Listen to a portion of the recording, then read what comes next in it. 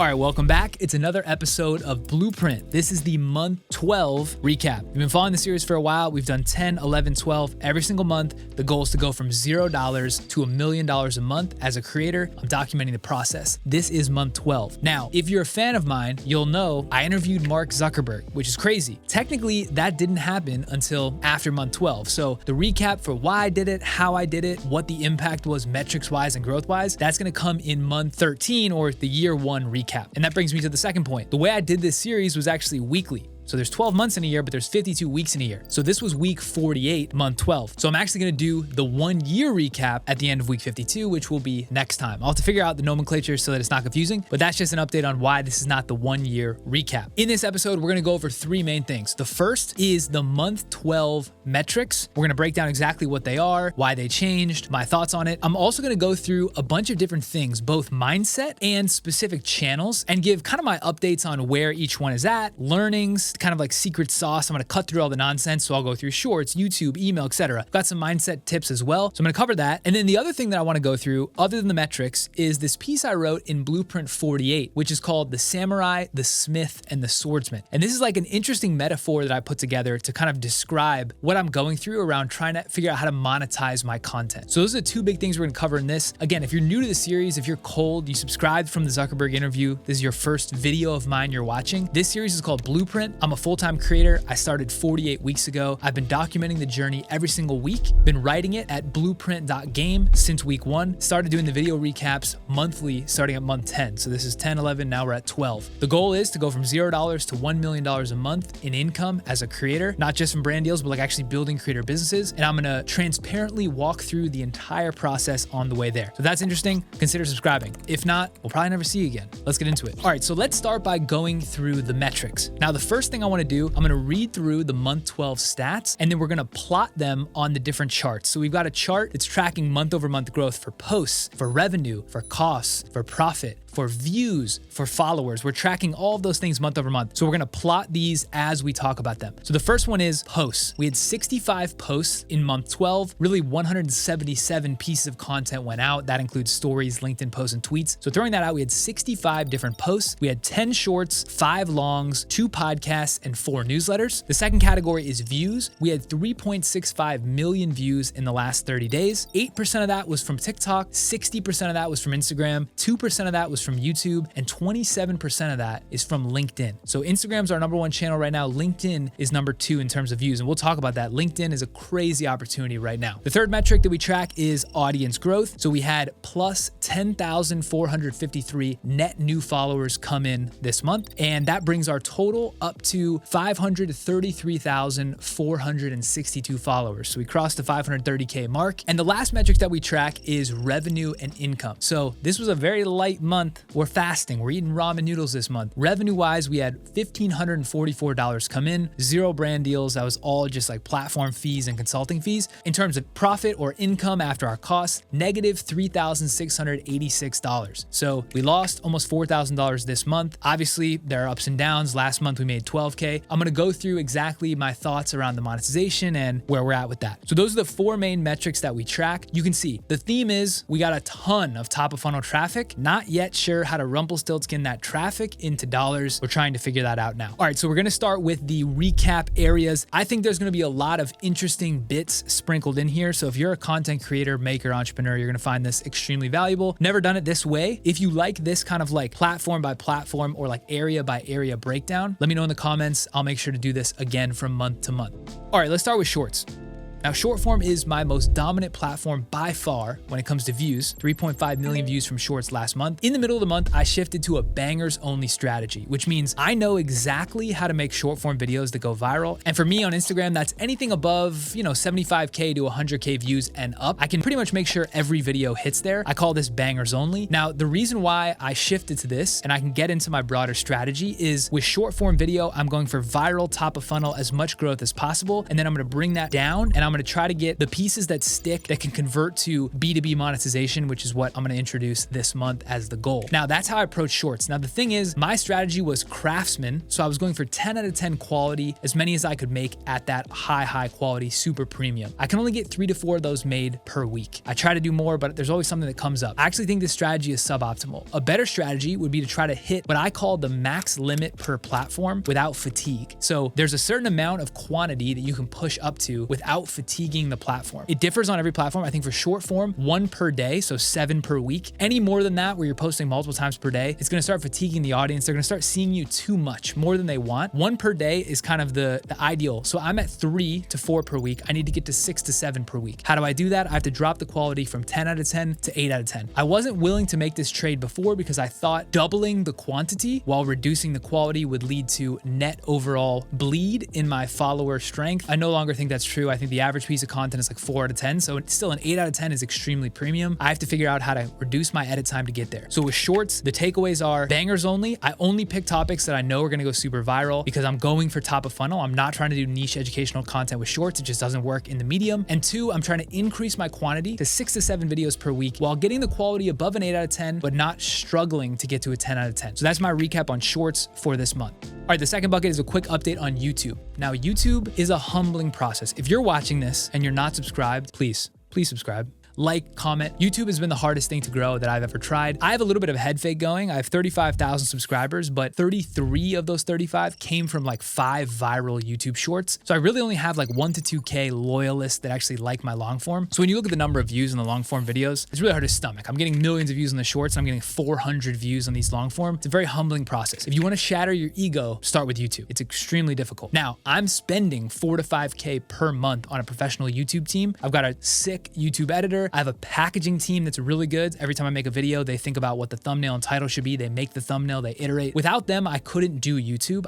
I'm not good at the packaging, and YouTube really is a packaging game. However, we still haven't blown up. We're starting to see the numbers trickle in, but at the beginning of the YouTube journey, it is a grind. It is an absolute grind. I'm not gonna understate that at all. It's a grind. Now, I think the Zuckerberg interview will help, and I'm 100% sure that I will blow up in 6 to 12 months. And by blow up, I mean getting 5 to 10K views per video and actually starting to see some positive traction. But until then, it is really, really tough. If you want to play the YouTube game, you have to be amazing at packaging, or you have to hire out for it. If you're not good at packaging and you don't hire out for it, don't play, because you're gonna get really frustrated that it's not gonna work out. All right, the next bucket I wanted to talk about is LinkedIn. LinkedIn is the biggest content opportunity right now. Absolute blue ocean. It's incredible how easy it is to get attention on LinkedIn. Now, why is LinkedIn such a good opportunity? 1, supply and demand mismatch. They're just rolling out the short form video feed. Nobody makes short form videos for business content, and the ones that do are like founders off the side of their desk holding their phone. It's not high quality. There are so many eyes on LinkedIn, and here's the crazy part. People on LinkedIn actually want to consume content. It's kind of like a weird inverted dynamic. On Instagram, on TikTok, on Twitter even, you're like, hey, look at me, look at me. You're like begging people to watch your stuff, and they're getting that every time they scroll. So people's brains are tuned out to be like, I don't want anything new. I kind of like the things I like. On LinkedIn, it's the inverse. People sit there all day for work, and they're looking for other business associates to connect with. They're looking for interesting content. They're looking for things to share with their colleagues. The environment is completely different. I didn't really realize this until I started playing in it, but the amount of engagement and shares and views you're getting on LinkedIn right now is insane. So if you're selling B2B services or think you could sell B2B, which I'm going to start doing, there is no better place than LinkedIn. The buyer is there. They want to consume content. There is no content for them to consume. That is called the triangle of opportunity. If you make content, make sure to start making it for LinkedIn. I'm growing super fast right now. And if you want to learn how to make content that's good enough for LinkedIn, just join Wavy World. It's my free community, free course. I teach you everything I need to know about short form. I'm giving it away for free because I'm not trying to take money from people. The link's in the description, school.com/wavyworld. Just join. I've got like 13 or 14 videos in there. That's all you need to know to get up to like a 4 or 5 out of 10 in quality. And that's all you need right now to win on LinkedIn. All right, the next bucket I want to walk through is monetization.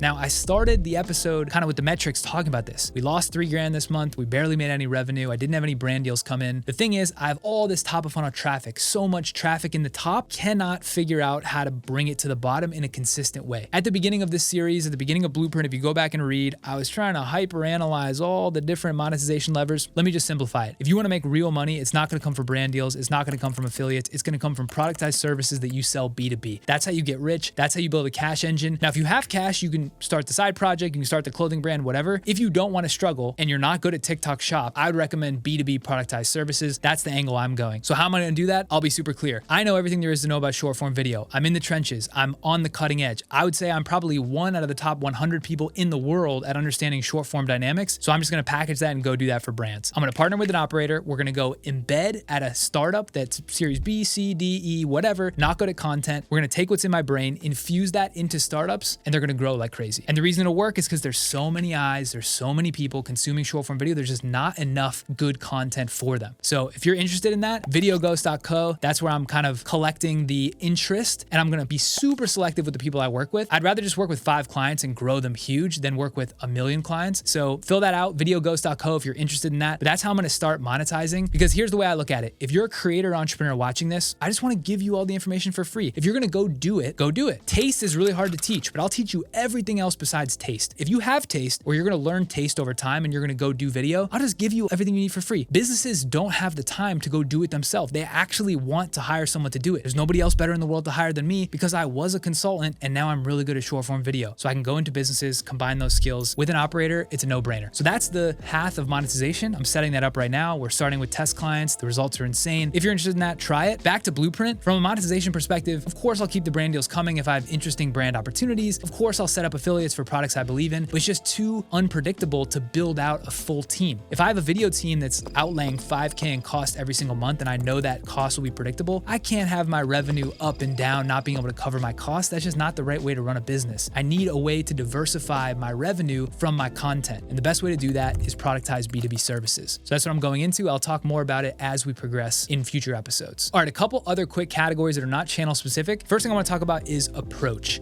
So in order to get good, you got to increase your rate of learning. In order to increase your rate of learning, you got to be around other people who have done the things that you want to do. So for me, if I'm trying to build businesses online, I can spend some time with my friends that are at my peer level, but really I need to be surrounded by people that are 1, 2, 3, 5 levels ahead of me at building businesses online, so I can learn the actual skills and tactics that they learned and level myself up. If you spend like 60 minutes with somebody who's 2 levels ahead of you, you'll be able to distill 50 to 60% of their total lifetime learnings in like 1 hour. So that's what I've started doing intentionally this month. I started finding people in content, people in business, agency, operations, and really trying to invest time in learning what they know that I don't know. And what I realized is the more you learn, the less you know. The more things you uncover, you realize you really don't know anything unless you actually do it. So that's kind of how my approach has shifted. I'm trying to surround myself with these people that are business builders, that have built real things online so that I can soak up that information. Now for me, if you're watching this content, the thing that you can take from me is how to make content, psychology of storytelling, short form video. That's the content that I'm best at. That's what I'm an expert in. So I'll give that to you for free. That's why you're watching these channels. Now, I had to go find other versions of me in the future in other categories because I don't know anything about product building, website development, email funnels, paid traffic. I don't know anything about any of that. So now I've started surrounding myself with people, and you realize your mind kind of elevates. It changes the way you think about business. So in terms of approach, that was the update for this month. I'm going to keep doing that moving forward. Another category I want to talk about real quick is likability. Likability is the #1 intangible to success in business. I didn't really realize that before. The thing with likability is, some people are just born with that riz. You want to root for them, right? When you're likable, people want to root for you. And when people root for you, you tend to win because you can't win on your own. And if you have this high ego and everyone thinks you're cocky and not likable, you're just not going to win. Like, you're just not going to have enough wind in your sails from other people to kind of help you along. So the question is, how do you become more likable? I think you just got to be a net giver in everything you try to do. So one example is JT Barnett, good friend of mine, internet friend. He's like the most likable person I've ever seen. You watch his content for 5 minutes and you're just like, oh, I really like this guy. Like, I kind of want to root for him. You want to try to be that. You want to try to be so likable that people root for you in 5 minutes. Best way to do that is just help. Just give. Give as much as you possibly can with no expectation of anything in return. And the reason that works is everybody needs help. So if you just help a lot of people, eventually they start liking you. I think likability is extremely underrated. It's very hard to coach. You're kind of born with this natural charisma, and then I think you can help as much as possible. The combination of those things will make you more likable, which will help you win better. All right, the last category I wanted to mention is automation. So what I've realized is there's only so much time in the day, and I'm basically capped out on the amount of content I can make. Ideally, I get up to 6 to 7 shorts a week, 2 YouTube videos a week, a podcast, and you start adding it up, it's so much time. So what I really need to do is automate my flows. I need to take the lemons I already have and squeeze them harder. I don't need to grow more lemons. I've already maxed out my space in the backyard to continue the metaphor. So how am I going to do this? I'm going to work with an automation consultant who's going to automate the piping between platforms. I'm going to repurpose my content a little bit better, but a lot of interesting things in the hopper that I'll talk about in a future episode around automation. But for now, that is the goal for next month, get it automated. All right, the last thing I want to talk about in this episode is this thing I call the samurai, the smith, and the swordsman.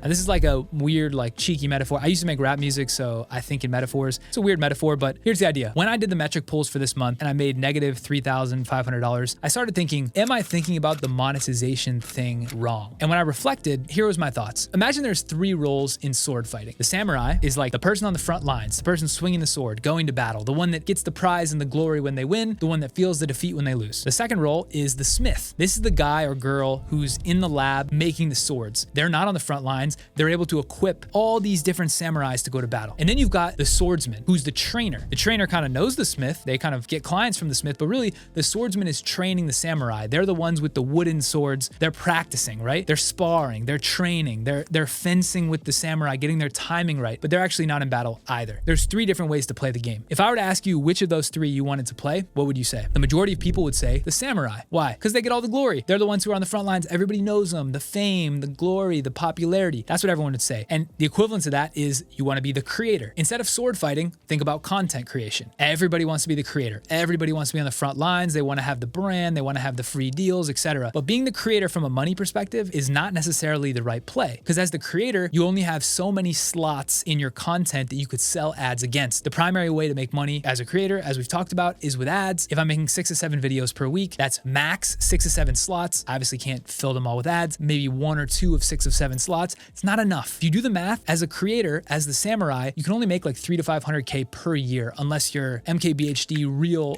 Colin and Samir, like I'm talking 100K deals each. You're probably not going to get to that level for a while. It's going to take a decade. So if you're watching this and you're a beginner, the best you're going to do from these brand deal perspective before you cap out is 3 to 500K per year. Now you may say, that's an amazing amount of money. Why would anyone say no to that? Yes, but brand deals put you on a treadmill that you can't get off of. That means no vacations. That means red lines back and forth from brand sponsors. That means neutering your content. That means you have this video you want to make, but you have to make this video for sponsor. It's not the way to live. You can do brand deals here and there when they're additive. You can use brand deals to cover your team, but that's not the dream life that most creators want. Most creators want to make 3 to 500K a year or $1 million a year, multiple millions a year, and they don't want to be told what to do. The reason they quit a job is because they don't want a boss. When you're at the mercy of brand deals, you kind of do have a boss a little bit. Brand deals do not work in that flexible way that you think they do. So being the samurai is not necessarily the best model. Now there's a few other models. Like I said, the smith and the swordsman. The smith is more like the agency. So it's you get embedded into other companies, you show them how to make content, or you make content for them. You can work with multiple different companies at the same time, and that's how an agency works. I don't need to explain an agency. The point is, most people think I make content, I'm a creator, these are my options to monetize. What I'm saying is there are other ways to win at the game. If I said the samurai earns $100 per battle, the smith earns $5 per sword, the swordsman earns $20 per teaching session, which one do you want to be? Well, any good business person would say, well, how many swords can they make and how many battles can the samurai fight? Volume matters, quantity matters. And so here, I think there's other ways to win. If you're the smith, you can also be a samurai and partner with a smith. And my goal is to try to get to $1 million a month, as I've said. So here's what the optimal strategy is. From everything I've studied, I call it purple swords. You take a skilled samurai and you have them go to battle with a purple sword. When they get into the battle, they start fighting. Everyone's got these silver swords. And you see this purple sword. Everyone in the crowd's like, whoa, what's that purple sword? Very skilled samurais using the purple sword, beating one after another after another. When people leave the battle, some of them are going to say, I want to be that samurai, but most of them are going to remember the purple sword. And what are they going to do? They're going to go to the smith that makes the purple sword and they're going to say, I want one of those too. Now the samurai only gets paid for every battle they win. The smith gets paid for every purple sword they win. You want to be the samurai who's a part owner with the smith that makes purple swords. The samurai is the way you show it. The smith is the way you make it. You get paid on both. That's where I'm going. I'm a samurai in content creation. I'm posting. Everyone's going to see my videos. They're unique. They're my style. Everyone's going to come to the smith and be like, I want videos like that. I'm also going to partner with the smith. I'm going to make money on that. So the goal is I need to find my smith. That gets to the whole conclusion of this episode. What I've realized is when it comes to content, it's a pipe dream to try to be a face fast content creator making only money on brand deals. That was a huge mistake for me to think. The way to really win is to have a productized service that sells what you demo to millions. You sell to thousands what you demo to millions. And that's what I'm gonna do. We'll see you guys on the next one. Year one recap coming in 4 weeks. See you then.